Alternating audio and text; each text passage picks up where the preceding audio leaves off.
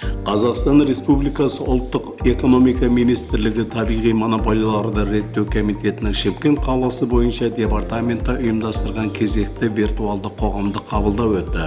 Әрбір тұтынушы өз сұрақтары мен өтініштерін департаменттің Facebook әлеуметтік желісіндегі аккаунттарында қалдыра алады. Іс-шараға коммуналдық қызметтерді жеткізушілер, саяси және қоғамдық ұйымдардың өкілдері, сондай-ақ қалалық әкімдіктің энергетика және инфрақұрылымдық даму басқармасының мамандары қатысты.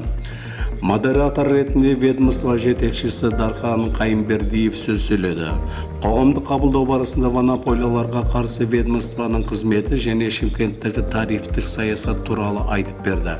Коммуналдық қызметтер саласына қатысты проблемалық мәселелерге егжей-тегжейлі тоқталды.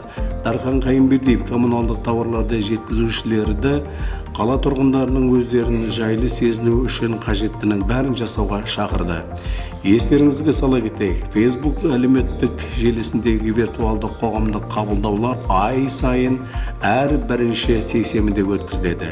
Егер сізде су ресурстар маркетинг жауапкершілігі шектеулі серіктестігі қызметіне қатысты сұрақтарыңыз болса, оларды кәсіпорынның әлеуметтік желілердегі аккаунттары арқылы сұрай аласыз, немесе WhatsApp-қа жаза аласыз. Номері +7 705 758 11 11. Орталық диспетчерлік қызметтің телефоны +7 708 110 21 21.